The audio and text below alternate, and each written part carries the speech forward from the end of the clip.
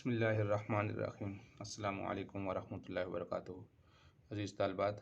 اللہ تعالیٰ کی ذات سے امید ہے کہ آپ سب خیریت سے ہوں گے۔ آپ نے گزشتہ سبق سن لیا ہوگا۔ آج ہم سبق نمبر 24 صحیح مسلم اول کتاب الطلاق سے شروع کریں گے۔ اللہم صلی علی محمد وعلی آل محمد وبارک وسلم۔ ربی اشرح لی صدری ویسر لی امری واحلل عقدۃ من لسانی یفقہوا قولی۔ جی عزیز طالبات، کتابیں کھول لیجیے۔ بسم اللہ الرحمن الرحیم۔ مسلم شریف جلد اول کتاب الطلاق۔ طلاق کا بیان شروع کرنے سے پہلے ہمیں طلاق کی اقسام اور کس اعتبار سے وہ قسمیں ہیں اس کا پڑھنا اور اس کی کتنی صورتیں بنتی ہیں اس کا سمجھنا ضروری ہے۔ تو سب سے پہلے تو اس کا لغوی معنی دیکھنا چاہیے کہ طلاق کا لغوی معنی کیا ہے۔ طلاق کا لغوی معنی ہوتا ہے گرہ کھولنا، گرہ کھولنا۔ چونکہ عقد کا معنی ہوتا ہے گرہ باندھنا، تو عقد نکاح کے ذریعے سے گرہ لگی تھی اور طلاق کے ذریعے سے یہ گرہ کھل رہی ہے۔ اور اصطلاحی تعریف یہ ہے رفع القید الثابت شرعا بالنکاح۔ قید دو نقطوں والا کاف یا اور دا، قید ثابت شرعا بالنکاح، اس قید کو ختم کرنا جو شرعی نکاح کے ذریعے سے ثابت ہوئی تھی، یعنی دو تعلق اور وابستگی شریعت کے ذریعے سے ثابت ہوئی تھی، عقد نکاح کے ذریعے سے اس کو خارج کرنا۔ اس کی دو قسمیں ہیں۔ اولاً ایک طلاق حسنہ اور ایک جسے طلاق سنت کہتے ہیں، اور ایک طلاق بدعت۔ سنت اور اس کے مقابلے میں بدعت۔ سنت اور بدعت کا تو مفہوم آپ کو یاد ہی رہے گا۔ تو سنت کے اعتبار سے پھر دو قسمیں ہیں، پھر سنت کی دو قسمیں، ایک طلاق حسن اور ایک طلاق احسن۔ طلاق احسن یہ ہے کہ مدخول بہا، ایسی بیوی جس کی رخصتی ہو چکی ہو،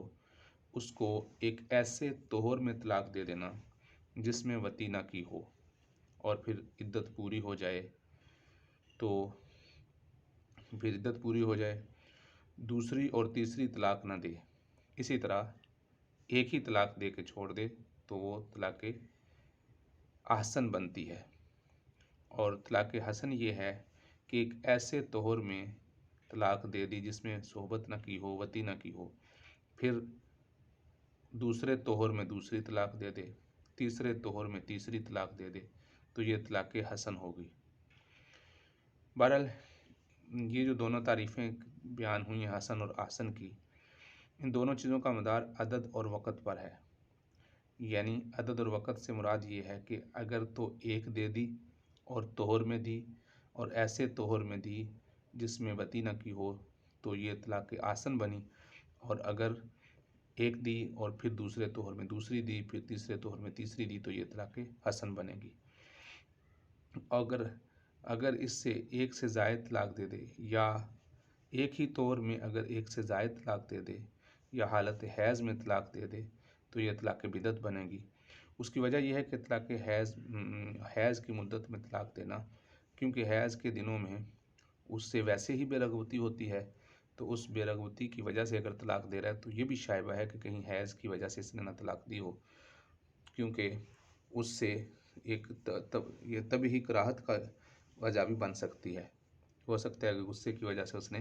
طبعی حالت حیض میں طلاق طبعی کراہت کی وجہ سے دے دی ہو۔ اس وجہ سے آپ صلی اللہ علیہ وسلم نے جن حضرات نے حیض کے ایام میں طلاق دی تھی، آپ صلی اللہ علیہ وسلم نے ان کو رجوع کرنے کا بھی فرمایا، اور پھر آپ ناراض بھی ہوئے اور فرمایا کہ یہ طلاق بہت غلط طریقہ سے، یعنی طلاق کا بہت غلط طریقہ ہے۔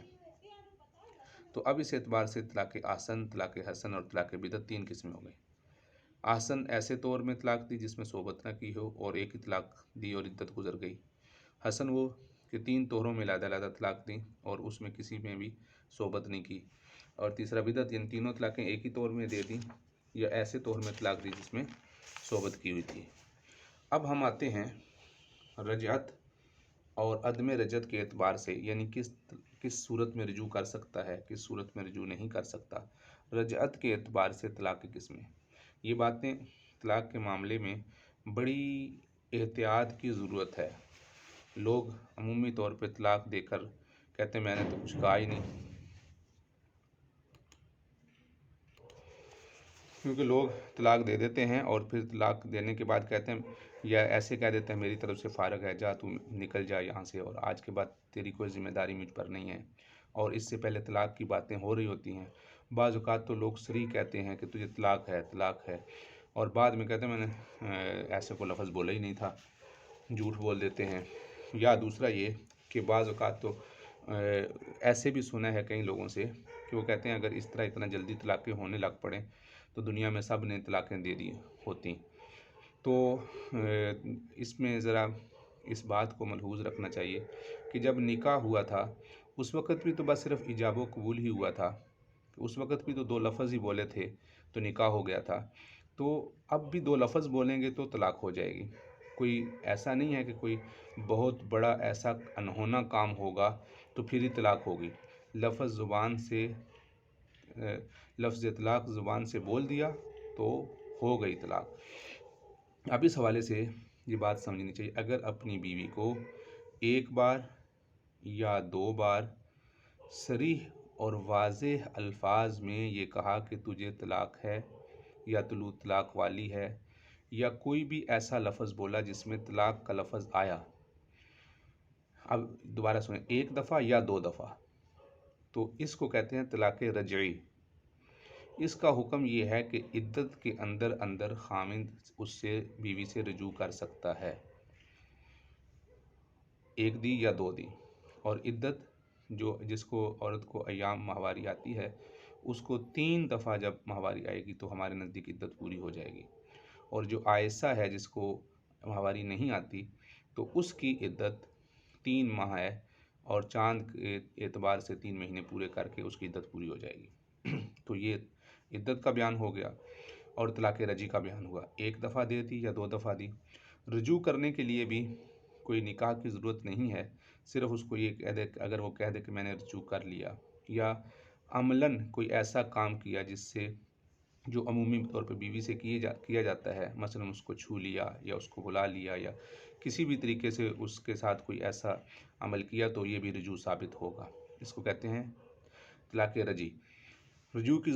کی صورت صرف یہی نہیں ہے کہ زبان سے کہے کہ میں نے تجھ سے رجوع کیا، باقی ساری صورتیں بھی رجوع کے اندر داخل ہوتی ہیں۔ دوسری قسم ہے طلاق بائن۔ طلاق بائن 2 طریقے سے واقع ہوتی ہے۔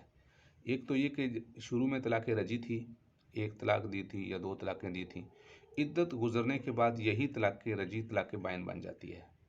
ایک صورت ہو گئی۔ دوسری صورت یہ ہے کہ کنایا کے الفاظ بولے، مثلا اس نے کہا جا تو میری طرف سے فارغ ہے، اور اس سے پہلے طلاق کی باتیں چل رہی تھی، مثلا وہ کہہ رہا تھا میں تجھے طلاق دے دوں گا، میں تجھے فارغ کر دوں گا، بیوی کہہ رہی تھی تو مجھے طلاق دے دے، تو ہے ہی ایسا، یا اس طرح کی کوئی باتیں ہو رہی تھیں، تو اسی دوران اس نے کہا اچھا ٹھیک ہے جا تو میری طرف سے فارغ ہے، تو یہ اب کنایا کے الفاظ ہیں۔ تو کنایا کے الفاظ سے طلاق کی نیت کرنے کی وجہ سے بھی طلاق بائن واقع ہو جاتی ہے، طلاق کی نیت کرنے کی وجہ سے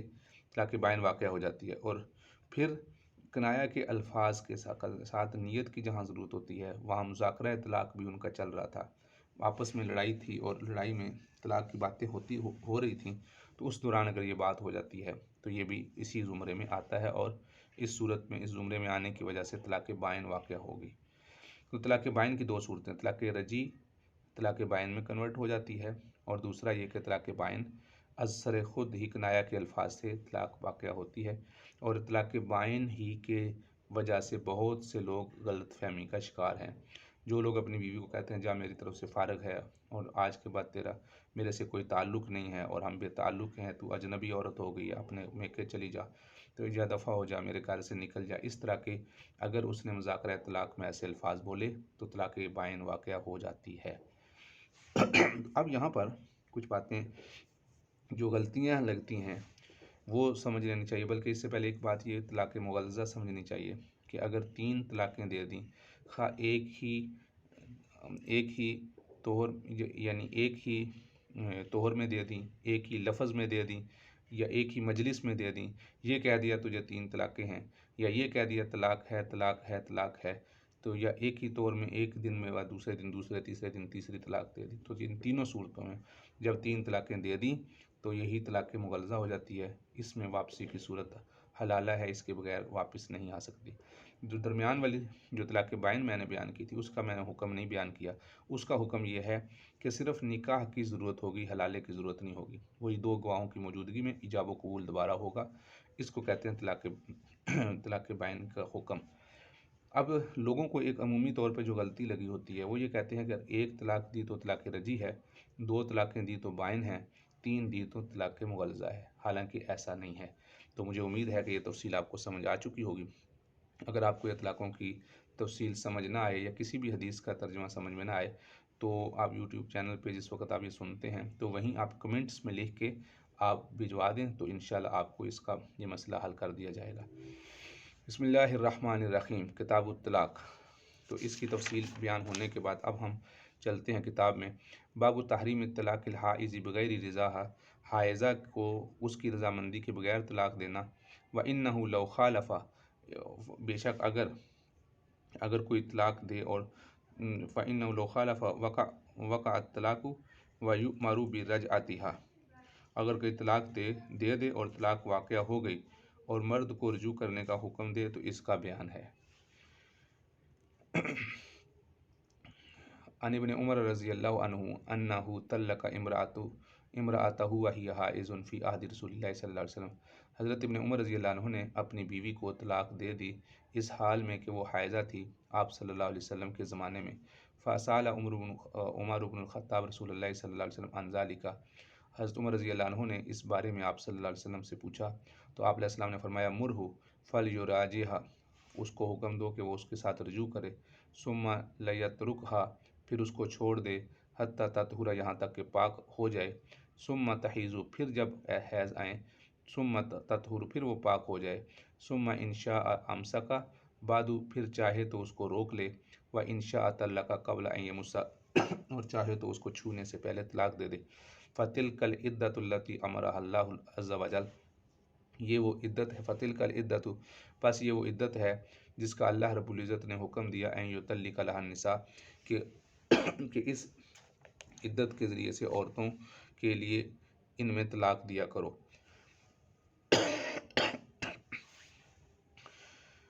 تو مطلب یہ ہے کہ یہ اللہ رب العزت نے ایک طریقہ وضع کیا ہے کہ اس طریقے سے طلاق دی جائے، یعنی ان کو اس طہر میں طلاق دی جائے جس میں صحبت نہ کی ہو۔ اور ایک روایت میں یہ بھی آتا ہے کہ آپ صلی اللہ علیہ وسلم غصہ ہوئے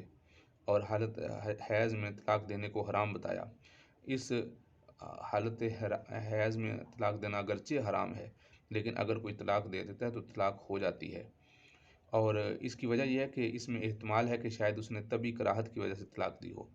کہ اگرچہ حیض کی حالت میں طلاق دینا حرام ہے لیکن اگر کوئی آدمی طلاق دے تو طلاق ہو جاتی ہے۔ اسی وجہ سے آپ صلی اللہ علیہ وسلم نے فرمایا کہ رجوع کرو،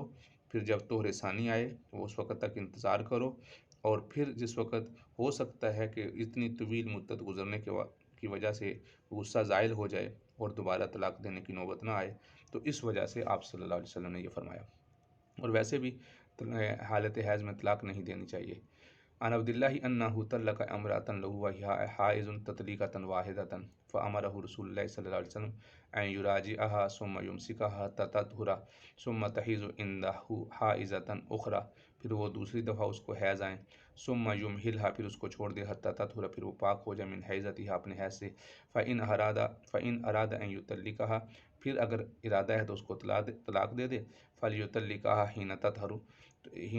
تو اس وقت طلاق دے جس وقت کہ وہ پاک ہو، من قبل ان یجامعها، اس سے صحبت کرنے سے پہلے۔ فتلک العدۃ التی امرها اللہ ان یطلقها النساء، یہ وہ عدت ہے، یہ وہ ذریعہ ہے، وہ طریقہ ہے جس طریقے سے اللہ رب العزت نے جس طریقے سے اللہ رب العزت نے عورتوں کو طلاق دینے کا حکم دیا ہے۔ یعنی مطلب یہ ہے کہ اس طہر میں طلاق دیجیے جس میں صحبت نہ کی ہو۔ فإن رسول اللہ صلی اللہ علیہ وسلم امرنی بہذا وإن كنت طلقتها ثلاثا فقد حرمت عليك حتى تنكح زوجا غيره، اور آپ علیہ السلام نے، راوی کہتے ہیں یہاں سے حضرت عبداللہ کہتے ہیں اذا سئل عن ذلك، جب انہوں نے اس کے حضرت عبداللہ سے پوچھا گیا طلاق کے بارے میں، قال علی احدہم، تو کہا کہ کسی کا کہنا ہے، اما انت طلقت امرأتک مرۃ او مرتین، کہ ہمیں معلوم ہوا ہے کہ آپ نے اپنی بیوی کو ایک دفعہ یا 2 دفعہ طلاقیں دے دی تھیں۔ یعنی حضرت عبداللہ بن عمر سے کسی نے پوچھا، یعنی جس کا اوپر ذکر گزرا ہے، یہ اوپر والی ایک روایت اور 2 روایتیں گزری ہیں، اس کے متعلق لوگوں میں یہ بات مشہور ہو گئی تھی کہ آپ نے 1 یا 2 طلاقیں اپنی بیوی کو دے دی ہیں۔ تو آپ نے فرمایا فإن رسول اللہ صلی اللہ علیہ وسلم امرنی بہذا، آپ علیہ السلام نے مجھے اس چیز کا حکم دیا تھا۔ وإن كنت طلقتها ثلاثا، اور اگر تو اس کے بعد تیسری طلاق دے دے، فقد حرمت علیک حتی تنکح زوجا، تو وہ بیوی تجھ پر ہمیشہ ہمیشہ کے لیے حرام ہو جائے گی، یہاں تک کہ وہ عورت، یہ تنکح واحد مؤنث غائب کا صیغہ ہے، یہاں تک کہ وہ عورت دوسرے خامد سے، دوسرے مرد سے نکاح کرے۔ وَأَسَتَ اللَّهَ فِيمَا أَمَرَكَ مِن طلاق امرأتک، اور پھر یعنی اگر تو نے تینوں طلاقیں گٹھی دیں تو تو نے اپنے رب کی نافرمانی کی اس حکم میں جو اس نے تجھے تیری بیوی کے بارے میں طلاق دینے کے لیے دیا تھا۔ تو مطلب یہ حضرت ابن عمر رضی اللہ تعالیٰ عنہ سے جب اس آدمی نے پوچھا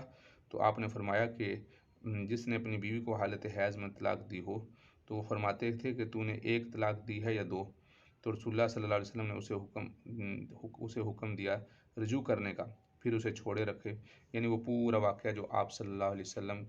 کا فرمان تھا حضرت عبداللہ بن عمر کا، تو آپ بعد میں لوگوں کو بھی یہی بتایا کرتے تھے۔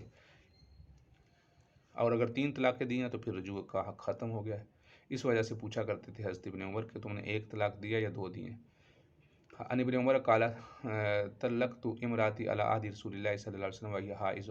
آگے وہی روایت ہے، آپ نے اب یہاں پر جو فرق ہے وہ بتا رہے ہیں، قبل ان یجامعہا او یمسکہا، تو یہ آپ نے فرمایا اس سے پہلے اس کو طلاق دینی ہے پھر کہ جب اس کے ساتھ تم نے صحبت نہیں کی یا اس کو تم نے روکا نہیں ہے، مطلب یہ کہ اس کو ساتھ تم نے جماع کی وجہ سے صحبت جاوتی نہیں کی۔ فإنها العدۃ التی، عدت سے مراد مدت ہے، عدت ویسے مدت کو کہتے ہیں، لغت میں عدت کا معنی ہوتا ہے یہ اللہ تعالیٰ کے ہاں شریعت کا شمار کردہ اور مقرر کردہ طریقہ ہے۔ عدت کا وہ عدت مراد نہیں ہے جو متعلقہ عورت طلاق کے بعد گزارتی ہے، کیونکہ یہ تیسری دفعہ بھی اس حدیث میں عدت کا لفظ آ رہا ہے۔ التی امرها اللہ ان یطلقها النساء، کہ یہ وہ طریقہ کار ہے جس طریقے سے اللہ رب العزت نے عورتوں کو طلاق دینے کا حکم بیان کیا ہے۔ یہ بھی روایت وہی ہے۔ قال ابو بکر فلیراجعها، حضرت ابوبکر رضی اللہ تعالیٰ نے فرمایا کہ چاہیے کہ وہ رجوع کرے۔ یہ بھی حضرت عمر رضی اللہ تعالیٰ عنہ کا وہی جو حضرت عمر رضی اللہ تعالیٰ عنہ نے آپ علیہ السلام سے پوچھا تو آپ نے فرمایا اس کو چاہیے کہ وہ اس سے رجوع کرے۔ ثم یمہلھا، پھر اس کو چھوڑ دے، امہل یمہل کا معنی چھوڑ دینا، یعنی رجوع کر کے چھوڑ دے، پھر اس کے بعد حتی تحیض حیضۃ اخری، یہاں تک کہ دوسرا حیض آئے۔ ثم یمہلھا، پھر اس کو چھوڑ دے، حتی تطہر، پھر پاک ہو جائے، پھر اس کو تیسرے حیض میں طلاق دے۔ اما انت طلقت ثلاثا فقد عصیت ربک، بہرحال تو نے تینوں طلاقیں گٹھی دی ہیں تو نے اپنے رب کی نافرمانی کی، فیما امرک بہ من طلاق امرأتک وبانت منک، یہ وہ شخص جو آیا تھا حضرت ابن عمر رضی اللہ عنہ سے مسئلہ پوچھنے، اس نے اپنی بیوی کو تینوں طلاقیں گٹھی دے دی تھیں، تو اس لیے آپ نے فرمایا کہ تم نے اللہ اور اللہ کے رسول کی نافرمانی کی ہے۔ اور اس روایت میں جس کا میں اوپر ذکر کر رہا تھا کہ آپ صلی اللہ علیہ وسلم غصے ہوئے، اس میں اس کا ذکر ہے، ان عبداللہ بن عمر قال طلقت امرأتی وہی حائض، ذکر ذلک عمر للنبی صلی اللہ علیہ وسلم فتغیظ رسول اللہ صلی اللہ علیہ وسلم، آپ صلی اللہ علیہ وسلم غصہ ہو گئے۔ ثم قال، پھر فرمایا مرہ فلیراجعہ، اس کو حکم دے کہ وہ رجوع کرے، حتی تحیض حیضۃ اخری مستقبلۃ، اس کی یعنی جو حیض چل رہا ہے اس حیض کے بعد ایک اور حیض آئے، اس حیض کے بعد اور دوسرا حیض آئے تو پھر سوا حیضتها، اس حیض کے علاوہ، التی طلقہا، جس میں اس نے طلاق دی ہے، فإن بدا لہ ان یطلقہا، پھر بعد میں یعنی دوسرا حیض بھی گزرنے کے بعد، بدا کا معنی ہے سوجنا، کوئی بات ذہن میں آنا، پھر اگر وہ چاہے سوجے اس کو کہ اس کو طلاق دے تو فلیطلقہا طاہرا من حیضتہا، پھر اس کو طلاق دے اس کے حیض میں پاک ہونے کی حالت میں، قبل ان یمسہا، اس کو چھونے سے پہلے، فذلک الطلاق للعدۃ کما امرہ اللہ، یہ طلاق ہے جس کا اللہ نے حکم دیا ہے۔ حسبت لہا تطلیقۃ التی طلقت، وہی روایت ہے، طلقت امراتی وہی حائض، حضرت ابن عمر رضی اللہ عنہ کی طلاق کی، حضرت ابن عمر رضی اللہ عنہ کی طلاق کا واقعہ وہی چل رہا ہے، وہی واقعہ ہے، مرہا فلیراجعہ حتی تطہر حتی تحیض، عن ابن سیرین قال مکثت 20 سنة يحدثني ملاءتهم ان ابن عمر طلق امراته۔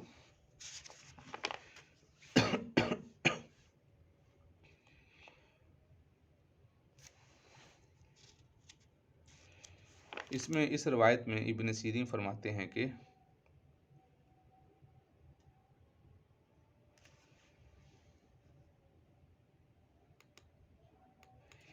تو اس روایت میں جو راوی روایت کرنے والے ہیں ابن سیرین ہیں، ان سے مروی ہے کہ میں 20 سال تک ٹھہرا رہا، لا اتہم، میں جس راوی سے حدیث بیان کر رہا ہوں، یحدثنی من لا اتہم، میں اس کو متہم قرار نہیں دیتا، یعنی میں اس کو یہ قرار نہیں دیتا کہ اس پہ تہمت لگی ہے یا اس نے جھوٹ بات بولی ہوگی۔ اس نے یہ بیان کیا ان ابن عمر طلق امرأتہ ثلاثا، کہ حضرت عمر رضی اللہ عنہ نے، حضرت ابن عمر نے اپنی بیوی کو 3 طلاقیں دے دیں، وہی حائض، اس حال میں کہ وہ حائضہ تھی، فأمر ان یراجعها، ان کو حکم دیا کہ وہ رجوع کریں، فجعلت لا اتہمہم، تو پس میں نے ان کو متہم نہ سمجھا، یعنی میں جھوٹ سے بچنا چاہتا تھا کہ میں یہ حدیث نہیں جانتا تھا، یعنی میں یہ چاہتا تھا کہ میں حدیث کو بیان نہ کروں، ایسا نہ ہو کہ، کیونکہ یہ حدیث اس سے پہلے لا عارف الحدیث، میں حدیث جانتا نہیں تھا اور اس آدمی کو بھی میں جھوٹا نہیں سمجھتا تھا، تو لہٰذا میں نے اس حدیث کو خود حضرت عمر رضی اللہ عنہ سے پوچھنے کی امید میں تھا۔ حتی لقیت ابا غلاب یونس بن جبیر الباہلی، تو یہاں تک کہ میں ابو غلاب یونس بن جبیر باہلی سے ملا، وہ حافظہ والے تھے، ان کا حافظہ بڑا اچھا تھا، کانا ذا ثبت، وہ بڑے اچھے حافظے والے تھے، فحدثنی، انہوں نے مجھے حدیث بیان کی، انہ سال ابن عمر، کہ میں نے خود یعنی ابا غلاب یونس بن جبیر الباہلی کہتے ہیں، میں نے حضرت عمر رضی اللہ عنہ سے پوچھا، حدثہ، تو انہوں نے حدیث بیان کی، انہ طلق امرأۃ تطلیقۃ، انہوں نے اپنی بیوی کو 1 طلاق دی تھی، یعنی 3 نہیں دی تھی، وہی حائض، وہ درا حال کہ وہ حائضہ تھی، فأمر، تو پس ان کو حکم دیا گیا ان یراجعها، کہ وہ رجوع کریں، قال قلت، تو راوی کہتے ہیں میں نے کہا، افا حسبت علیہ، کیا وہ جو طلاق اس کو دی گئی تھی حالت حیض میں، کیا وہ بھی شمار ہوگی آپ پر، یعنی حضرت ابن عمر رضی اللہ عنہ اس کو بھی شمار کریں گے؟ تو حضرت ابن عمر کہتے ہیں فمہ، رک جا،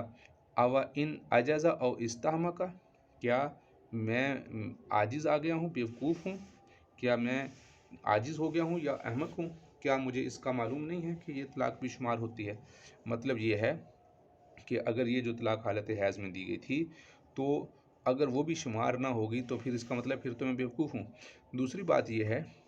کہ جو یہاں کہہ رہے ہیں نا راوی کہ انہوں نے، میں 20 سال تک ٹھہرا رہا، یحدثنی من لا، میں ایسی حدیث کے انتظار میں تھا کہ مجھے کوئی ایسا بندہ حدیث بیان کرے جس کو میں متہم نہ سمجھوں، یعنی جس کے بارے میں یہ نہ سمجھوں کہ وہ حدیث غلط بیان کرے گا۔ تو ان ابن عمر طلق امرأۃ ثلاثا، تو جو یہ بیان ہے، یہ بات تھی کہ ان کو یہ ملا، یہ بات جو پہنچی تھی کہ 3 طلاقیں دی تھیں، تو وہ بات صحیح نہیں تھی، اس وجہ سے ان سے جو ان کو بات ملی ابو غلاب سے، تو وہ حدیث بالکل صحیح ملی، اور یہی متعدد روایات میں یہی بیان کیا جا رہا ہے۔ سأل عمر النبی صلی اللہ علیہ وسلم عن ذلك فأمره ان يراجع حتى يطلقها طاهرا من غیر جماع، قال يطلقها من قبل عدتها، تو اس کو يطلقها في قبل عدتها، تو راوی فرماتے ہیں کہ، راوی کہتے ہیں کہ پھر آپ نے ان کی یعنی بغیر اس طہر میں طلاق دی، آپ نے فرمایا اس طہر میں طلاق دو جس میں جماع نہ کیا ہو، اور عدت کے شروع میں طلاق دے دیں۔ یہاں پر عدت سے مراد طہر کا زمانہ ہے، عدت طہر کا زمانہ ہے، اس لیے کہ طہر اور پاکی کے زمانے کو بھی لغت میں عدت بول دیا جاتا ہے، لہٰذا طہر کے شروع میں ہی طلاق دے دینا پھر مشروع ہے، جس کو طلاق ہی دینی ہے تو پھر اس کو ایام کے شروع میں، تاکہ اس سے بے رغبتی ظاہر ہو کہ ایام آنے کے باوجود کہ بندے کو حاجت بھی ہے، اس کے باوجود بھی اگر طلاق دے رہا ہے تو اس کا مطلب ہے اس نے مستقل پختہ ارادہ کر لیا ہے طلاق کا۔ قلت لابن عمر رجل طلق امرأۃ وہی حائض فقال اتعرف عبداللہ ابن عمر، تو حضرت یونس بن جبیر کہتے ہیں، یہ وہی دیکھیں محمد بن سیرین ہیں، عن یونس بن جبیر ہیں، یہ وہی ہیں جو محمد بن سیرین نے یونس بن جبیر سے روایت پوچھی تھی، جو ایک حدیث چھوڑ کے اس سے اوپر گزری ہے، تو کیا آپ جانتے ہیں کہ وہ عبداللہ بن عمر ہیں؟ خود عبداللہ بن عمر سے ہی پوچھ رہے ہیں، फ़इन्नहु तल्लक़ इम्राअतहु वहिय हाइज़ुन, कि उन्होंने अपनी बीवी को तलाक दी हालांकि वो हाइज़ा थी। तो फ़अता उमर नबी सल्लल्लाहु अलैहि वसल्लम फ़सअलहु फ़अमर अन युराजिअहा सुम्मा तस्तक़बिलु इद्दतहा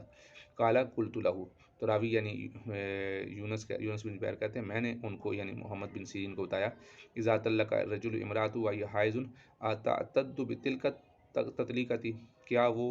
जो हालत हैज़ में तलाक हुई थी उसको शुमार करेगी। अतअतद्दु का माने शुमार करेगी, बितिल्क ततलीक़ती उस तलाक को। क़ाल फ़मा इन आजिज़ा और इस्ताहमका, क्या मैं पागल हो गया हूँ कि उसको शुमार न करूँ। अगली भी रिवायत वही है, अफ़ा हसिबत बिहा मा यमनउहु, क्या चीज़ माने है, अरअयत तेरा क्या ख्याल है, इन अजज़ा और इस्ताहमका, क्या वो आजिज़ हो गए या बेवकूफ़ हैं कि इसको शुमार नहीं करेंगे। हालत हैज़ में भी 3 तलाक़ें, हालत हैज़ में दी हुई तलाक़ें भी शुमार होती हैं। ये भी वही रिवायत हैं। इब्न अनस बिन सीरीन पूछते हैं, कहते हैं कि मैंने इब्न उमर रज़ी अल्लाह अन्हु से पूछा उनकी उस बीवी से जिनको उन्होंने तलाक दी थी,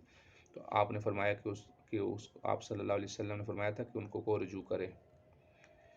माली आतद्दु बिहा, मुझे क्या हो गया कि मैं उनको शुमार ना करूँ। इन कुन्तु अजज़तु वस्तहमक़तु, क्या मैं आजिज़ हो गया हूँ, क्या मैं बेवकूफ़ हो गया हूँ कि मैं शुमार ना करूँ। हज़रत उमर रज़ी अल्लाह अन्हु खुद बयान फरमा रहे हैं। ये मुख्तलिफ़ रवायात हैं।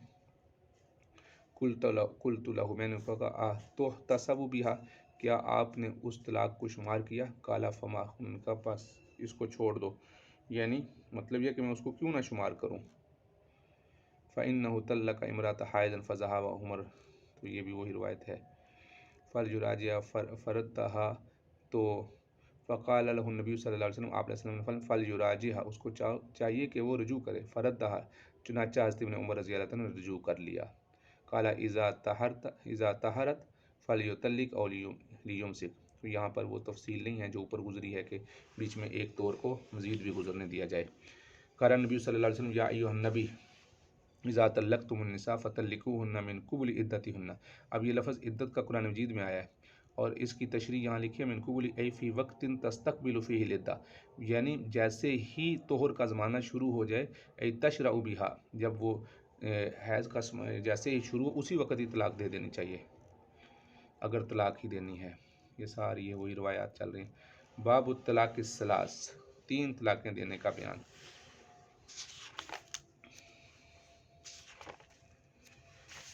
रावी कहते हैं, अन इब्न अब्बास रज़ी अल्लाहु अन्हु क़ाल कानत तलाक़ु अला अहदी रसूलिल्लाहि सल्लल्लाहु अलैहि वसल्लम व अबू बकर व सनतैन मिन खिलाफ़ति उमर तलाक़ु सलासी वाहिदतुन। रावी कहते हैं कि हज़रत इब्न अब्बास कहते हैं कि आप सल्लल्लाहु अलैहि वसल्लम के ज़माने में, हज़रत अबू बकर रज़ी अल्लाह अन्हु के ज़माने में, हज़रत उमर रज़ी अल्लाह ताला अन्हु के इब्तदाई खिलाफत के 2 सालों में 3 तलाक़ों को एक ही कहा जाता था। फ़क़ाल उमर, तो हज़रत उमर बिन ख़त्ताब ने कहा, इन्नन नास क़द इस्तअजिलू, बेशक लोगों ने जल्दी करना शुरू कर दी, फ़ी अम्रिन, ऐसे मामले में, क़द कानत लहुम फ़ीही इनातुन, जिसके अंदर इनात तहम्मुल से काम लेना चाहिए था। फ़लौ अमज़ैनाहु अलैहिम फ़अमज़ाहु अलैहिम, बस अगर हम 3 ही नाफिज़ कर देंगे तो मुनासिब होगा। चुनांचा उन्होंने 3 तलाक़ों को ही नाफिज़ कर दिया। ये वो हदीस मुबारका है जिससे बहुत से लोगों ने इस्तिदलाल किया है कि हज़रत इब्न अब्बास रज़ी अल्लाह ताला अन्हु ने 3 तलाक़ों को एक तलाक़ शुमार करने का फ़तवा दिया था और हज़रत अबू बकर रज़ी अल्लाह ताला अन्हु के भी नज़दीक यही था। ये वो रास्ता है जिससे अवाम रास्ता पकड़ के गुमराही और बेहयाई की तरफ चलते हैं और तलाक़ें देने के बावजूद भी कहते हैं कि हमने तलाक़ें नहीं दी, और सारी उम्मत मुस्लिमा को अपनी तरफ खींचने की कोशिश करते हैं। हालांकि पूरी उम्मत के अरब अजम, आइमा अरबा, फ़ुक़हा, मुहद्दिसीन सारे इस बात के कायल हैं कि 3 तलाक़ें ही होती हैं। अब यहाँ मसला रहा कि ये जो यहाँ पर 3 तलाक़ों को एक तलाक़ शुमार किया गया है, ये इसका क्या मकसद है, इसका क्या मतलब है, अब वो यहाँ बयान किया जाएगा। वरना ये मुस्लिम शरीफ की ये जो रवायतें हैं, इन्हीं रवायतों की बुनियाद पर यह मसला बयान किया जाता रहा है। इस हदीस में मदखूल बिहा के बारे में नहीं है, बल्कि गैर मदखूल बिहा के साथ ख़ास है। ये अबू दाऊद शरीफ की रवायत से भी वाज़ेह तौर पे साबित होता है कि ये गैर मदखूल बिहा के साथ मदखूल बिहा के बारे में ये हदीस मुबारका नहीं है। ये गैर मदखूल बिहा के बारे में, यानी वो लड़की जिसकी अभी रुख़्सती ना हुई हो, ये सहाबा का मौक़िफ़ उसके बारे में था। इब्तिदान लोग गैर मदखूल बिहा को भी इलादा करने के लिए 3 तलाक़ें दे दिया करते थे, مثلا یوں کہتے تھے تجھے طلاق ہے، یا یوں کہہ دیتے تھے انتی طالقن انتی طالقن انتی طالقن۔ حالانکہ غیر مدخول بیاہ کے بارے میں پوری امت مسلمہ کا مع صحابہ اور اولیاء محدثین فقہا کے یہ مذہب ہے کہ غیر مدخول بیاہ ایک طلاق سے ہی بائنہ ہو جاتی ہے، وہ دوسری اور تیسری طلاق کا محل نہیں رہتی، اس وجہ سے وہ 2 طلاقیں اس کی لغو جاتی ہیں۔ چنانچہ اسی کو یہ کہا گیا عہد نبوی میں بھی، عہد صدیقی میں بھی 3 طلاقیں ایک شمار ہوتی ہے، اور بعد میں لوگوں نے غیر مدخول بیاہ کو بھی ایک ہی لفظ سے 3 طلاقیں دینا شروع کر دیں، یہ کہنا شروع کر دیا تجھے 3 طلاقیں، یا طلاق ہے طلاق ہے طلاق ہے۔ تو اس مخصوص صورت کے بارے میں حضرت عمر رضی اللہ تعالیٰ نے یہ فیصلہ دیا تھا کہ اس طرح تو طلاق دینے سے مغلظہ ہو جاتی ہے، اور یہ لوگ اس کو ابھی تک ایک ہی شمار کرتے رہتے ہیں۔ اس کا ایک مطلب یہ ہے جو بیان ہو گیا، مجھے امید ہے کہ یہ مطلب آپ کو اچھی طرح سمجھ آ گیا ہوگا کہ یہ غیر مدخول بیاہ اور لڑکی جس کی بھی رخصتی نہ ہوئی ہو اس کے بارے میں ہے۔ دوسرا مطلب یہ ہے کہ عہد نبوی میں اور عہد صدیقی میں لوگوں کی نیت عموماً تاکید کی ہوتی تھی، یعنی تجھے طلاق ہے تو اس کو سمجھ نہیں آتی تھی تو کہتے ہاں ہاں تجھے طلاق ہی ہے، وہ دوبارہ پوچھتی تھی، یا اس کے ذہن میں تھا کہ یہ طلاق دی ہے یا نہیں دی، تو اسی کو پختہ کرنے کے لیے تاکید کی نیت سے 2 مرتبہ یا 3 مرتبہ یا 10 مرتبہ کہہ دیا جاتا تھا، تو انتی طالقن کہہ دیا تھا، اور وہ پوچھتے تھے واقعی طلاق دی، تو اس نے ہاں واقعی طلاق، تو پہلے جو طلاق دی ہوتی تھی اگر اس کی تاکید کے لیے 2 مرتبہ یا 3 مرتبہ بھی کہہ دیا جائے تو وہ ایک ہی طلاق واقعہ ہوتی ہے، 2 یا 3 طلاقیں واقعہ نہیں ہوتی۔ لیکن حضرت عمر فاروق رضی اللہ عنہ کے دور میں نو مسلم لوگ یعنی نئے نئے مسلمان ہونے والے لوگ بہت زیادہ تھے، اسلام بہت دور دور تک پھیل گیا تھا، اس وجہ سے حضرت عمر رضی اللہ تعالیٰ عنہ نے اپنی خداداد بصیرت کی وجہ سے ابھی 2 سال ہی گزرے تھے، تو یہ سارے صحابہ کی موجودگی میں یہ فیصلہ کر لیا تھا کہ آج سے پہلے تو سو ہو چکا جو ہو چکا، تو آج کے بعد 3 طلاقیں کے جو شخص بھی 3 طلاقوں کا لفظ بولے گا، جس بھی نیت سے بولے گا، خواہ تاکید کی نیت سے بولے تو 3 ہی طلاقیں واقعہ ہوں گی، اور کسی بھی صحابی رسول کا انکار ثابت نہیں ہے۔ اب فقیہ الامت حضرت ابن عباس رضی اللہ تعالیٰ عنہ نے بھی ان الفاظ کے ساتھ 3 طلاقوں کے نفاذ کا فتویٰ دیا ہے۔ اس لیے جو لوگ 3 طلاقوں کو ایک طلاق شمار کرتے ہیں وہ صحابہ کے رستے سے ہٹے ہوئے ہیں، عوام کو گمراہی اور بے حیائی کی طرف لانے کے داعی ہیں، اور پوری امت مسلمہ کو گمراہ کرنے کے لیے درپے ہوئے ہیں۔ اور اس ترک رنجید کی آیت الطلاق مرتان کے طلاق تو 2 مرتبہ ہی کی ہوتی ہے، یعنی ایک دفعہ میں اگر 3 دفعہ طلاقیں دے دی ہیں تو وہ ایک ہی شمار ہوگی، 2 مرتبہ طلاقیں دے دے تو اس کا جو پس منظر ہے دوسرا، اس آیت سے بھی لوگ یہ استدلال کرتے ہیں کہ اس میں یہ فرمایا گیا الطلاق مرتان کہ طلاق 2 مرتبہ کی ہوتی ہے، یعنی مطلب یہ ہے کہ اگر کوئی آدمی 2 مرتبہ طلاق دے گا تو پھر طلاق واقع ہوگی، اگر ایک دفعہ اس نے کہا تجھے 3 طلاقیں ہیں تو وہ کہتے ہیں یہ اس کو ایک شمار کریں گے، دوسری مرتبہ بھی اگر وہ کہے گا تجھے طلاق ہے تجھے طلاق ہے، یا ایک ہی مجلس میں 3 دفعہ بھی کہا تو ان کے نزدیک ایک ہوتی ہے۔ تو اس آیت کا بھی پس منظر سمجھ لینا چاہیے، وہ یہ تھا کہ لوگ زمانہ جاہلیت میں بیویوں کو طلاق دیتے تھے اور پھر عدت پوری ہونے سے پہلے پھر رجوع کر لیتے تھے، پھر طلاق دیتے تھے، پھر عدت پوری ہونے سے پہلے رجوع کر لیتے تھے، تو اس کو کل معلقہ کہا گیا کہ اس کو لٹکائے ہوئے ہونے کی حالت میں رکھتے تھے، نہ تو طلاق دیتے تھے اور نہ نکاح میں رکھتے تھے، نہ وہ بن بیاہی ہوتی تھی اور نہ وہ بیاہی ہوتی تھی، تو اس طریقے سے تنگ کرنے کے لیے ایسا کیا کرتے تھے۔ تو اس لیے اس بات کو ختم کرنے کے لیے قرآن نازل ہوا تھا کہ آج کے بعد 2 دفعہ کی طلاق ہوگی، 2 دفعہ طلاق دینے کے بعد رجوع ہو سکتا ہے، تیسری دفعہ طلاق دینے کے بعد رجوع نہیں ہو سکتا۔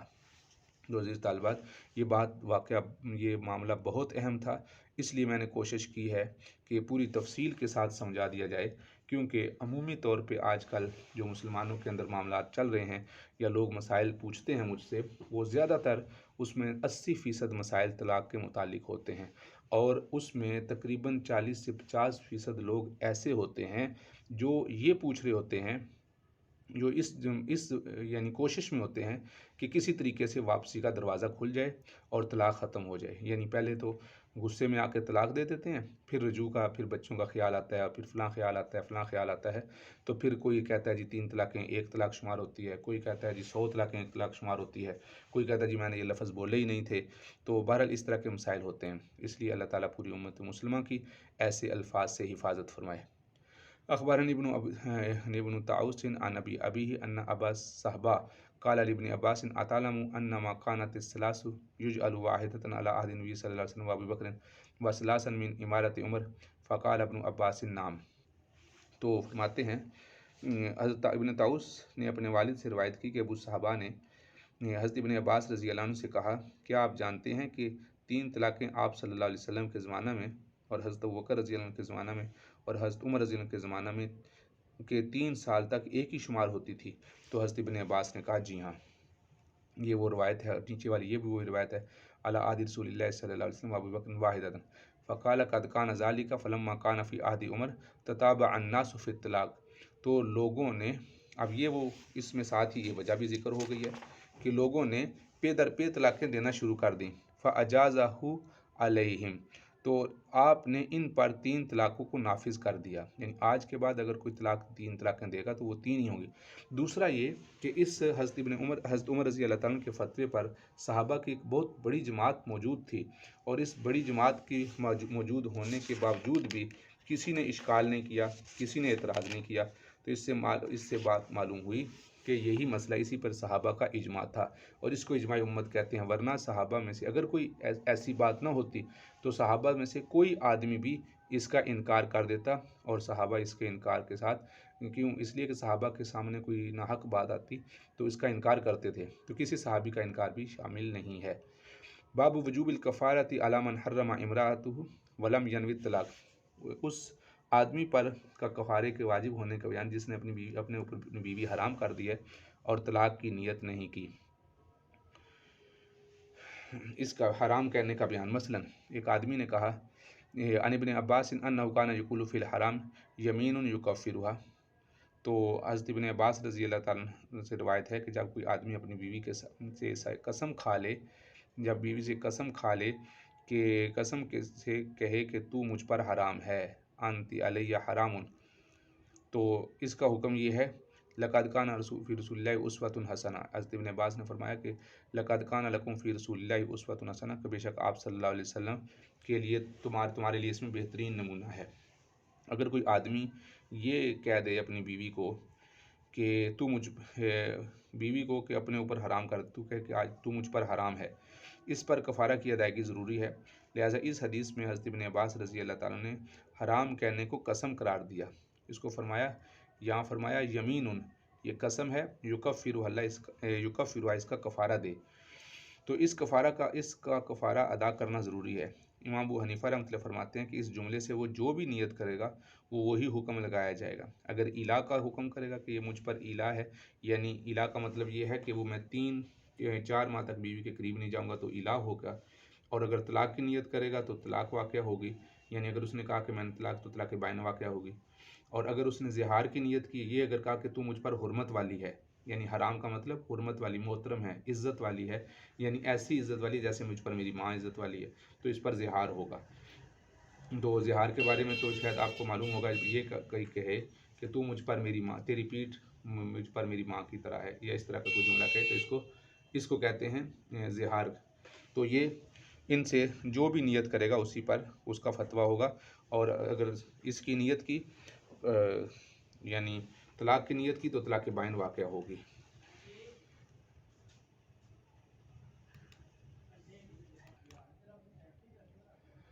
انہ سمع ابن عباس قال اذا حرم الرجل علیہ امرأتہ فہی یمین یکفرھا، جب کوئی آدمی اپنے اوپر اپنی بیوی حرام کر لے تو اس پر اس کو کفارہ دینا چاہیے۔ لقد کان لکم فی رسول اللہ اسوۃ حسنہ، تو جس کا یہاں پر ذکر آ رہا ہے کہ آپ لقد کان لکم فی رسول اللہ اسوۃ حسنہ، اس کی تفصیل یہ نیچے آ رہی ہے۔ اخبرنا ابن جریج اخبرنی عطاء انہ سمع عبید بن عمیر یخبرہ، کہ انہوں نے عبید بن عمیر کو یہ سنا کہ انہوں نے ان کو بتایا انہ سمع عائشہ تخبرہ، انہوں نے حضرت عائشہ رضی اللہ عنہ سے کی یہ حدیث سنی، ان نبی صلی اللہ علیہ وسلم کان یمکث عند زینب بنت جحش، کہ آپ صلی اللہ علیہ وسلم حضرت زینب بنت جحش رضی اللہ عنہ کے پاس ٹھہرتے، اور فشرب عندها عسلا، اور آپ ان کے ہاں ٹھہر کے شراب پانی کے اندر شہد ڈال کے پیتے، اصل شہد کو کہتے ہیں۔ قالت فتواتعت انا وحفصۃ، تو نبی حضرت عائشہ فرماتی ہیں کہ میں نے اور حفصہ نے اس بات پر اتفاق کر لیا کہ جب ہم میں سے کسی کے پاس بھی آپ علیہ السلام تشریف لائیں گے تو وہ آپ سے کہیں گے کہ آپ نے مغافیر یعنی پیاز کھایا ہے۔ اذا اتینا ما دخل علیہ نبی صلی اللہ علیہ وسلم فلتقل، یعنی حضرت عائشہ بھی یہی کہیں گی اور حضرت حفصہ بھی یہی کہیں گی، انی اجد منک ریح المغافیر، آپ سے پیاز کی بو آ رہی ہے۔ اکلت المغافیر، کہ آپ نے مغافیر کھایا ہے۔ فدخل علی احداہما، تو آپ صلی اللہ علیہ وسلم ان دونوں میں سے کسی ایک کے پاس گئے۔ فقالت ذالک لہ، تو انہوں نے یہی کہا۔ فقال، آپ نے فرمایا بل شربت عسلا، نہیں میں نے تو زینب بنت جہش کے ہاں شہد پیا ہے۔ ولن اعود لہ، اور میں ہرگز آئندہ نہیں پیوں گا۔ فنزلہ، اس پر یہ آیت نازل ہوئی، لما تحرم ما احل اللہ لک، اے نبی جی آپ یہ وہ چیز جو اللہ نے آپ کے لیے حلال کی ہے اس کو حرام کیوں کرتے ہیں؟ یہاں سے لے کر ان تتوبہ تک یہ آیت نازل ہوئی کہ اپنے اوپر اس چیز کو کیوں حرام کرتے ہیں جسے اللہ نے آپ کے لیے حلال رکھا ہے۔ تو عائشہ و حفصہ، تتوبہ یہ جو تثنیہ کا صیغہ ہے، اس سے حضرت عائشہ اور حضرت حفصہ نے توبہ کی۔ وَإِذَا أَسَرَّ النَّبِيُّ إِلَىٰ بَعْضِ أَزْوَاجِهِ حَدِيثًا لِقَوْلِهِ بَلْ شَرِبْتُ عَسَلًا، تو آپ صلی اللہ علیہ وسلم نے ایک بات اپنی کسی زوجہ محترمہ سے چپکے سے کہی، اور اس سے مقصود یہ تھا کہ آپ نے فرمایا بلکہ میں نے شہد پیا ہے، یعنی آپ صلی اللہ علیہ وسلم نے حضرت عائشہ سے یا حفصہ سے کہا تھا کہ میں نے تو شہد پیا ہے حضرت زینب بنت جہش کے پاس، تو اس وجہ سے مجھ سے تو اوس کی خوشبو ہے، تو یہاں پر انہوں نے آپ صلی اللہ علیہ وسلم نے الا کیا، یعنی الا کا معنی تھا قسم، تو لغوی اعتبار سے قسم ہے،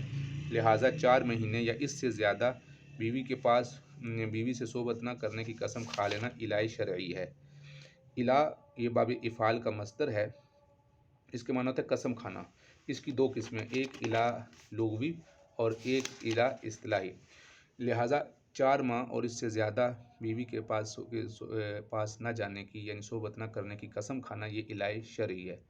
اس سے کم مدت پر قسم کھانا یہ الہ لغوی ہے۔ ان دونوں کا حکم یہ ہے کہ اس دوسری صورت میں، یعنی جس صورت میں الہ لغوی ہے، اس کا تو حکم یہ ہے کہ جتنی مدت اس نے مقرر کی ہے اس مدت کے پورا ہونے سے پہلے اگر بیوی سے اس نے صحبت کر لی تو قسم کا کفارہ واجب ہوگا، کیونکہ اس کا یہ ایک قسم کی قسم تھی اور قسم توڑ دی، اور اگر وہ مدت پوری کر لی تو پھر کچھ بھی واجب نہیں ہے۔ اور اگر الہ شرعی ہے، یعنی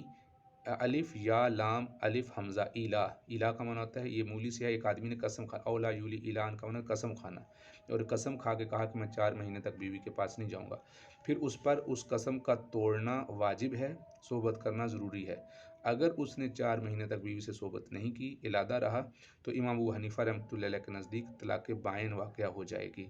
اور ائمہ ثلاثہ کے نزدیک قاضی فیصلہ کرے گا کہ اب اس کے طلاق بائن ہوگی یا کیا حکم ہے۔ تو دوسرے واقعے میں آپ صلی اللہ علیہ وسلم نے ماریہ قبطیہ کو حرام کیا تھا،